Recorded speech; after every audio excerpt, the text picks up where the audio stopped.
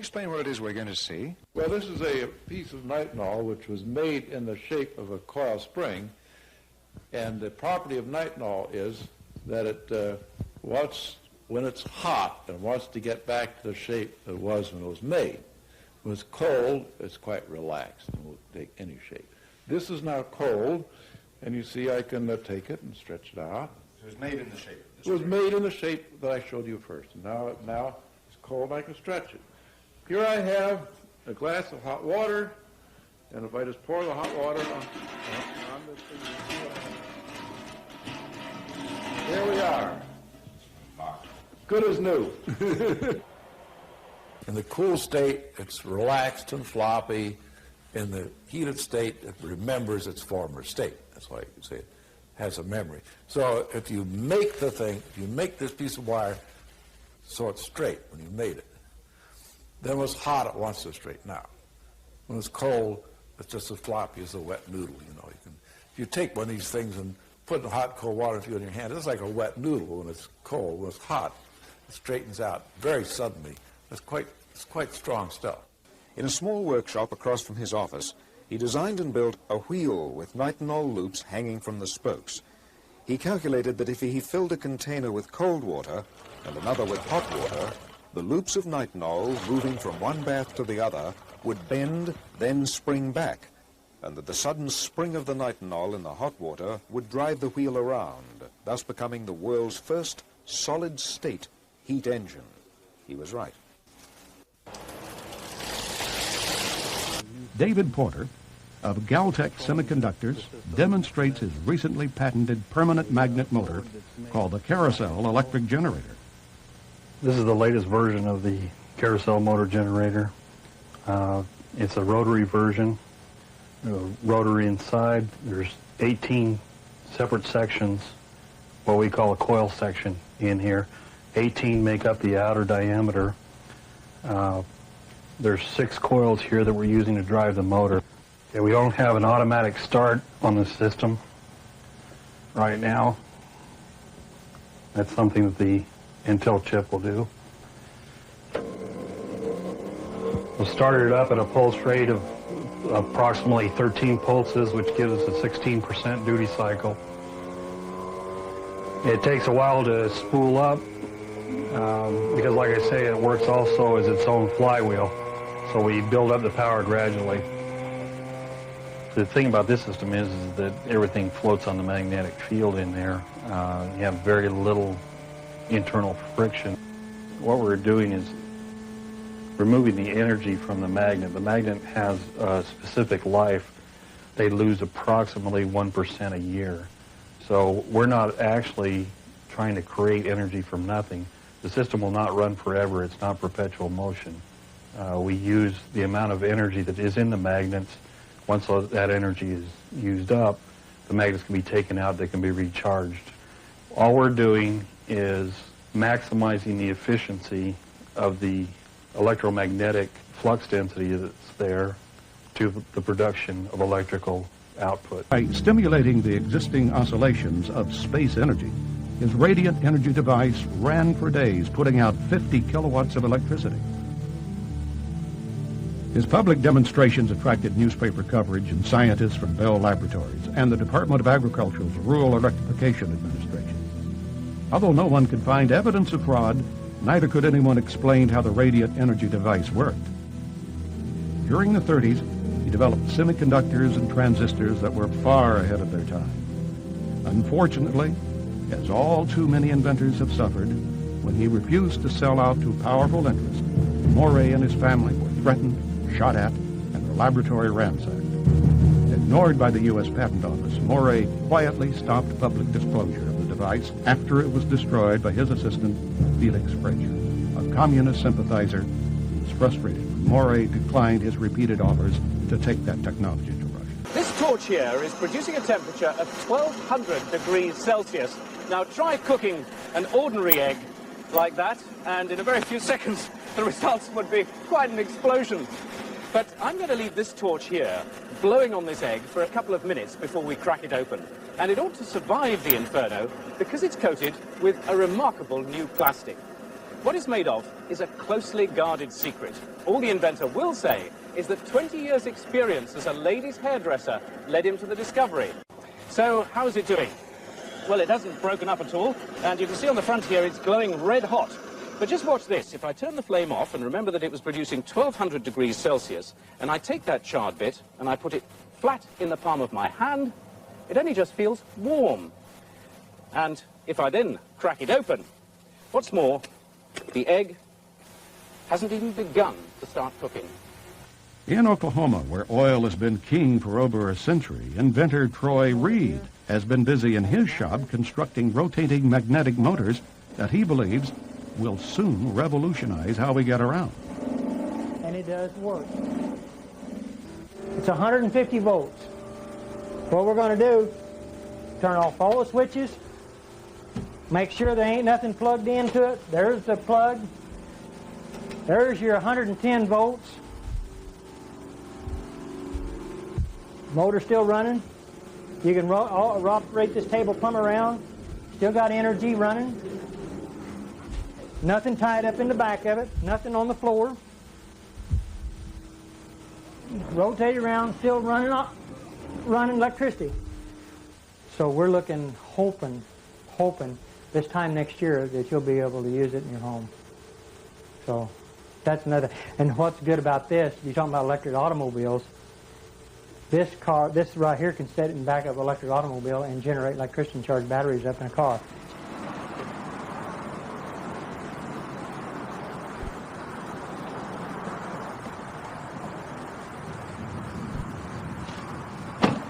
Beautiful automobile. You can drive it anywhere you want to. You don't pollute the air. All the other electric automobiles that I've actually seen has been nothing but this standard transmission. This is an automatic transmission car. There's not a whole lot of what you call junk, I would call, under cars. I've seen a lot of electric cars that had a lot of stuff in it. The only thing that this has a battery to run the radio, the blower. We've got two safety switches over here that can be mounted into an enclosed system, but we did this where you could see, where people can see this car with the technology. It's a safety switch system.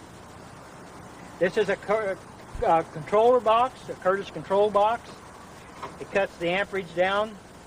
So with the amperage, here's what's real good about electric automobiles. All electric automobiles that have surge technology with this in it, they create heat. They've got to have a fan to blow this Curtis controller off because it gets hot. We don't want that to get hot. We want to stay that cold, because once it stays cold, you save on all the computer chips that's in this controller. So that means you can go farther, longer, and you won't have no problems. Turn the machine on. Denny Klein fires up his hot new invention. His machine emits a flame that feels only slightly warm to the touch. But watch what happens when he touches anything else. Instantaneously, I can burn a hole right down through the center of that brick.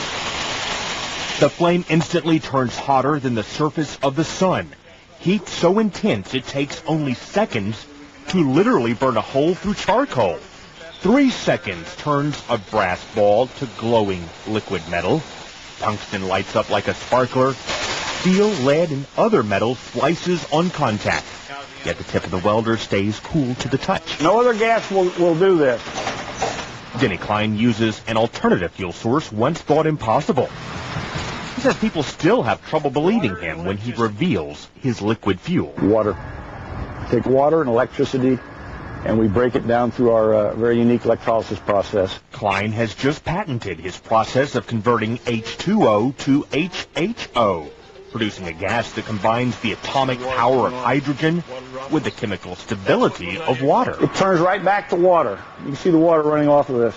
Klein originally designed his water-burning engine for cutting metal. He thought his invention would replace volatile acetylene in welding factories. Then one day, as he drove to his laboratory in Clearwater, he thought of another way to burn his HHO gas. On a 100-mile trip, we use about 4 ounces of water. Klein says his prototype 1994 Ford Escort can travel exclusively on water. though he currently has it rigged to run as a water and gasoline hybrid. His numerous devices supposedly achieve super efficiency rates by recycling excess energy through closed-loop systems. I built the world's most efficient heat pump and developed it, and these are the evaporators for that heat pump right here. They're 8 feet high, 3 feet wide. Now, the refrigerant we put in here boils at 40 degrees below zero. Therefore, anytime, day or night, outside in a rainstorm or in a windstorm or hailstorm or a snowstorm, or just out on a nice hot sunny day or in the middle of a cold night, as long as the refrigerant that's inside this panel is colder than whatever the air is out here or the phenomenon that's hitting this panel, then the heat from the air or the sun or the wind or the rain or the sleet or the snow will be transferred into the refrigerant on the other side, because it's the second law of thermodynamics. Hot goes to cold. So if this is the coldest thing outside, anything out there that touches it is going to give its heat to it.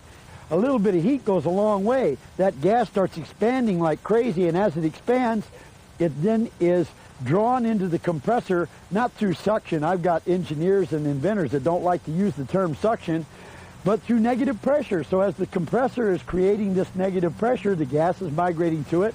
And so a compressor is a gas pump. It'll pump gas. And so the gas is being pumped by the compressor into the compressor, elevated in temperature.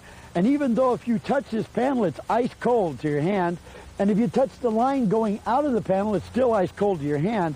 When it hits that compressor takes all the gas in this space, puts it in that space, elevates the pressure and the temperature. Going out of the compressor, do not touch that line whenever that thing is on, because it's 200 to 250 degrees hot. And so that's where we get the heat. All of the heat is transferred in here. We then use a compressor to take the relatively useless energy that we've got and elevate the temperature and pressure and make it very useful energy. Then that heat would be transferred later. This is something you won't see in the world market, because the oil companies, of course, don't want this on the market. It's just a wooden frame.